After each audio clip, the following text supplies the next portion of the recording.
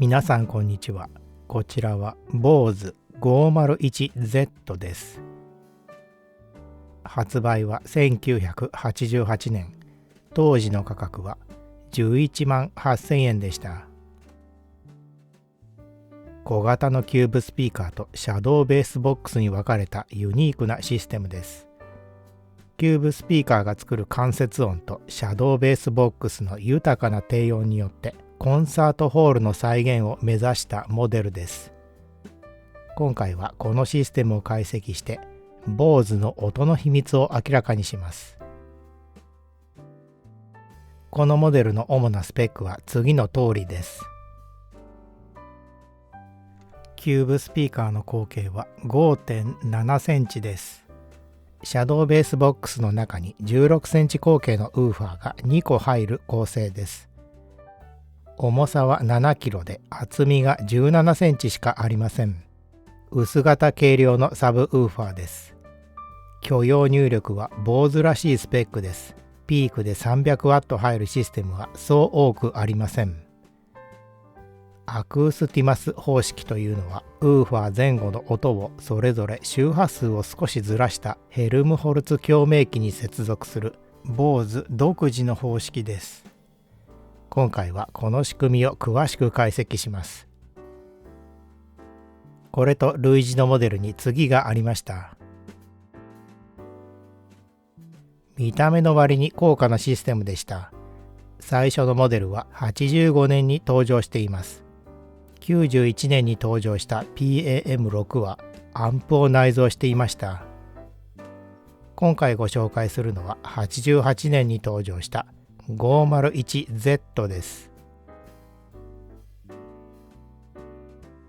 外観を見ていきます。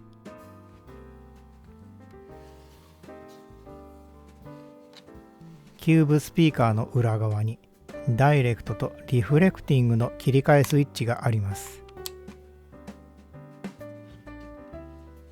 自由に回転できる上のスピーカーはフォンプラグで接続されています。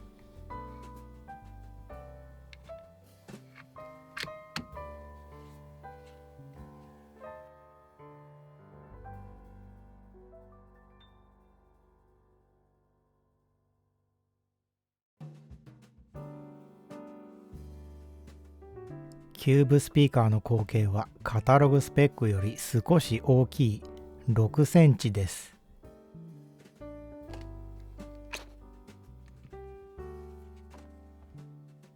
中身を見ていきます。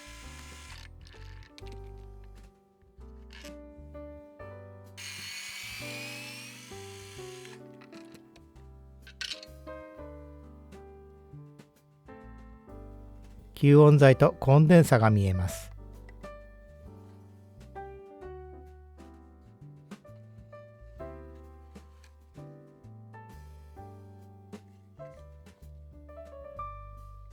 上のスピーカーを見ていきます。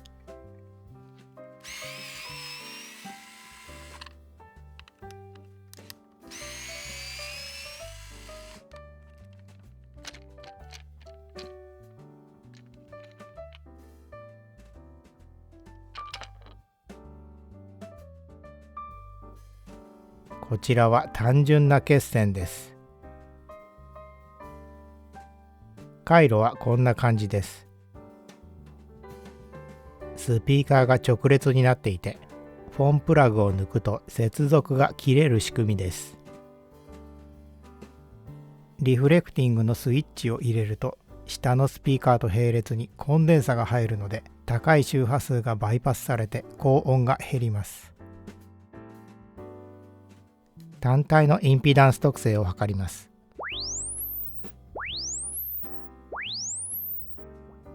こちらは測定結果です。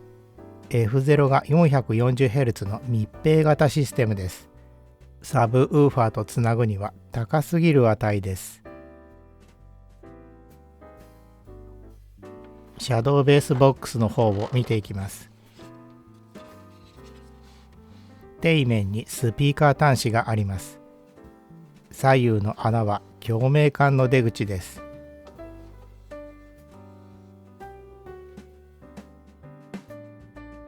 ウーファーの表側が左の出口に、裏側が右の出口につながる構造です。2つの共鳴音は逆相ですから打ち消しの問題が起こりそうに見えます。中身を見ていきます。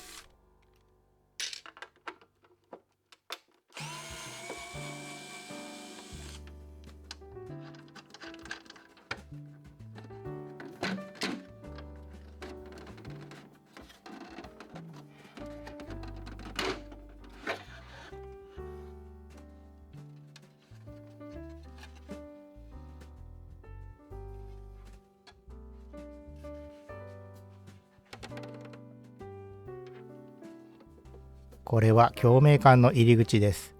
もう一つの入り口はウーファーの裏にあります。実質的な口径は14センチです。センターキャップの蓋は広域を減衰させるメカニカルフィルターでしょう。ウーファーのエッジには劣化しにくいタイプのウレタンが使われているようです。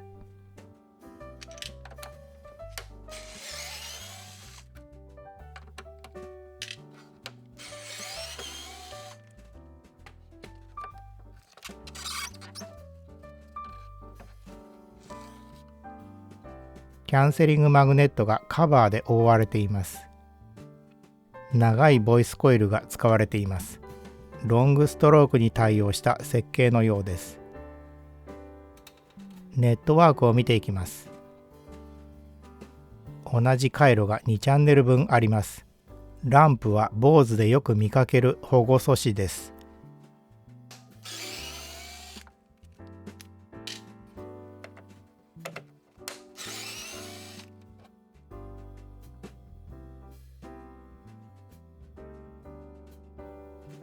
こちらは回路を起こした結果です。